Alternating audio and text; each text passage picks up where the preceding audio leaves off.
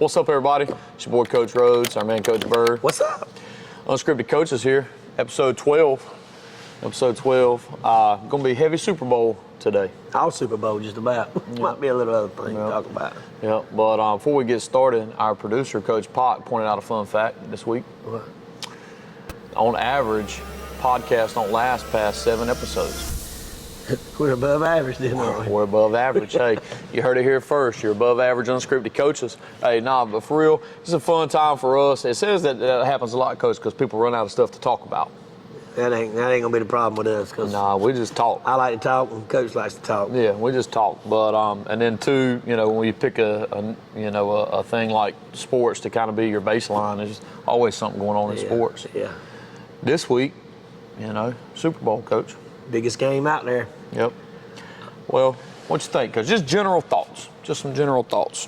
Well, what's the spread is 1.5, somewhere like that, 49. Kansas over City. And under. Kansas City minus 1.5. Total's 48.5. Gives out what's Kansas City. Mahomes has been in 5 Super Bowls. Oh, Estimated 5th Super Bowl. That reminds me, we got a correction to make from last week. One of the top viewers of this show actually phoned us this week, Coach, and told us we made a mistake last week. It was 2 years ago that it was an Eagles-Kansas City Super Bowl, not last year. It's hard to believe Jason Kelce, this is his second full season out of the league. I just love watching him play, but I thought it was 2 years, and we messed it up. Kind of said that. We know people watching this thing. Kind of busted. Fact checking. I think it's kind of neat they get a chance to three-peat. No, that's unbelievable. Ain't nobody really done that, but that is a kind of hard feat. I've always said, to be the best, you got to beat the best. So I'm thinking Kansas City. I think it's going to be a 3-point game either way you look at it. 27, 24, somewhere in that range. And the over and under, the numbers are all on. A lot of people leaning over, and I kind of see that, but I think it's going to be a 3-point either way. I think it's going to be 3-point either way. Because it got, Philadelphia is one of the best pass defenses in the NFL. And, bringing Barkley back on it's kind of helped them open things up too now. That's right. They're able to run the ball. And Kansas City's, I think I was looking somewhere, they haven't scored over 30 points in the whole regular season. So they're not as powerful as they have been on offense. And I think that kind of sides with Philadelphia a little bit. Yeah, well, I'm kind of on the opposite of Coach Bird. He kind of likes the idea of them winning. You like the idea that somebody winning it 3 times. It'd be cool. It'd be cool. But I'm not. I don't want to win 3 in a row. And I don't like Kansas City. I really don't want to win just for that. I don't know why. I just like for it to mix it up. Philadelphia, Jalen Hurts, like I told you last week. I really enjoy his story. I'd love to see him win one. It'd be same awesome. thing with Barkley. I enjoy watching Barkley, play. And the top off is, that's what we said a while back, they sit him out so he didn't break the record. He didn't break the all-time single-season record. So a lot of people said, well, they better win the Super Bowl. They kind of overlooked that. You know what he said, though, on the sideline? There's footage of that. The coach come over and talked to him and left it up to him. He said, nah, Coach, let them young guys get some reps and some opportunities. We talked about last week, me. That's a team player, and I like him. I really like him.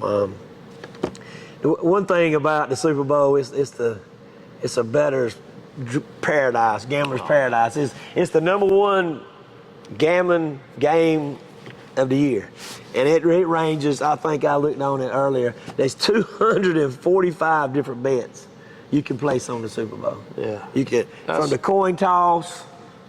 How long the national anthem lasts. And one of the biggest ones over right under now, on that. You know what it is? What? And I ain't a real big fan. Oh, here it goes. I ain't a real big fan. Over and under, how many times are they going to show Taylor Swift? They said it's 6.5 right now. Oh, that's going to hit over. That's a bet.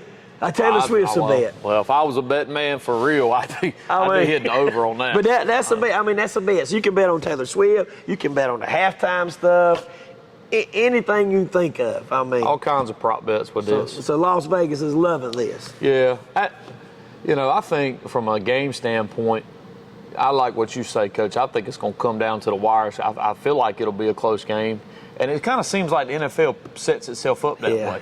I mean, how often do teams, line up and they go down and take a scoring drive late, and then the opposing team, they got one last drive, right? I feel like that's kind of like the NFL in a nutshell. The norm in every good week. games, in good competitive games. Speaking of that, here's another prop for you, Coach. This bet is plus 1,200. Okay, is the line, is the deal there, but it says either team to kick a walk-off field goal.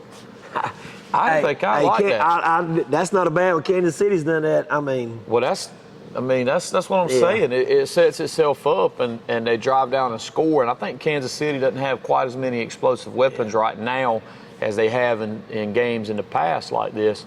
But just to be able to get down there, whether you like him or not, Mahomes does a good job of knowing what it takes to win. I think that's why he's been to 5. Yeah. So this is his 5th one. He's won 3.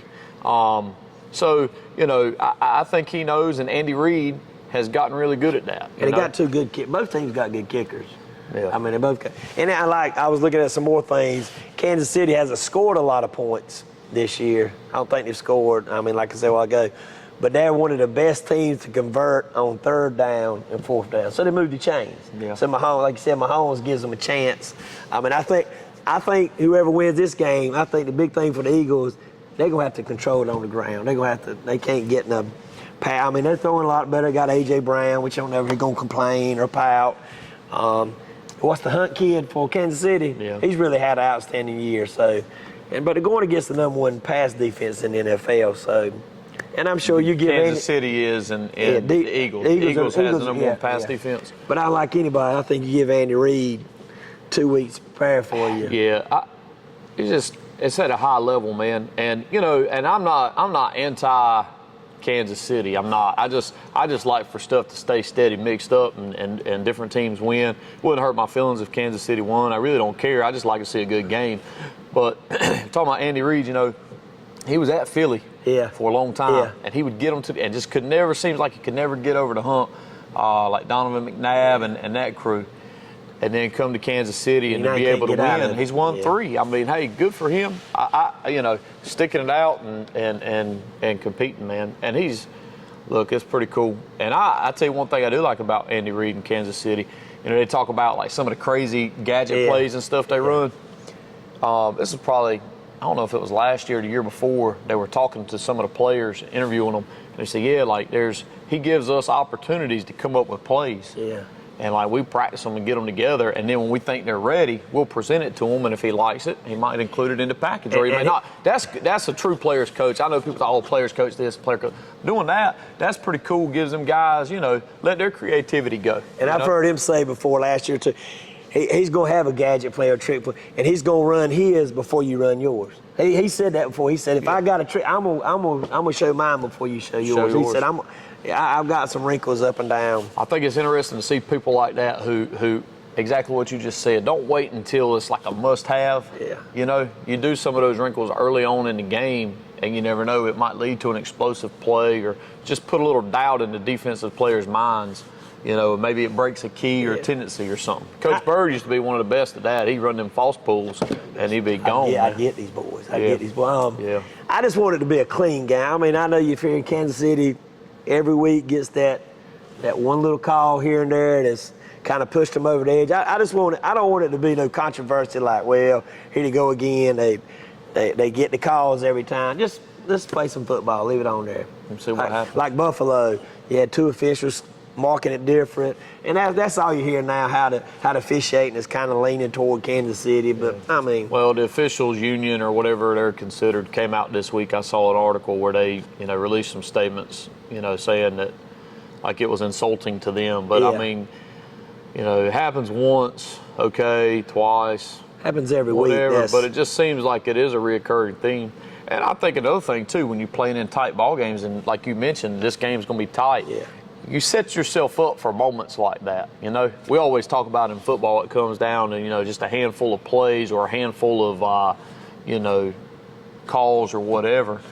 I mean, when you're in tight games, those 3 to 5 plays or 3 to 5 calls mixed in with plays with the officials, it plays a big role in the outcome, and that's what everybody's mind goes to. So It's going to come down to a missed field goal sometime during this game because a lot of the prop bets are about field goals and stuff. I got one for you. what's that? Donald Trump's going to be at the game.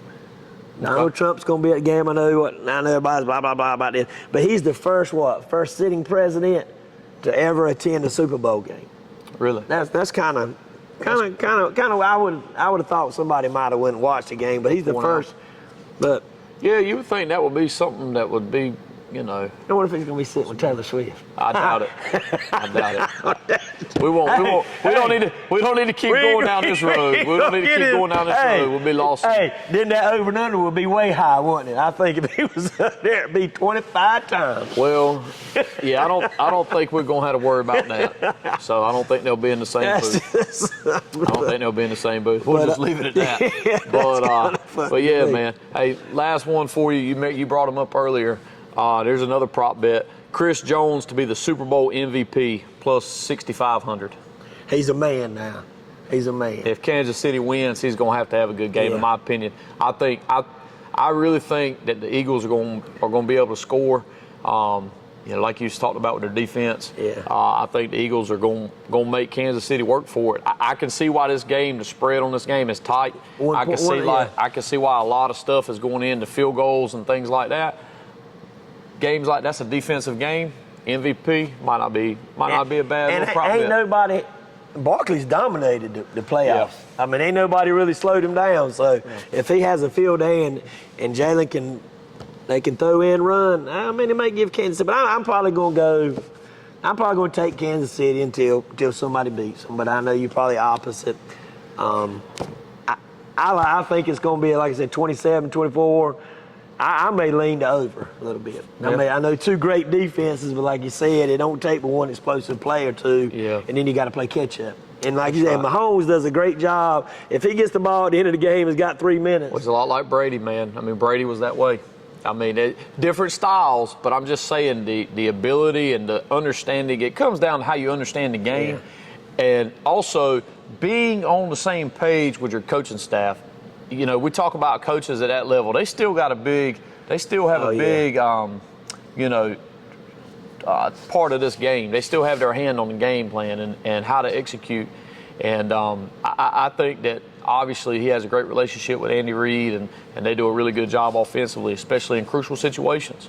And here lately it's been get in field goal range and let Harrison, however you say his last name, kick the field goal to win it. I mean, or get you that late lead.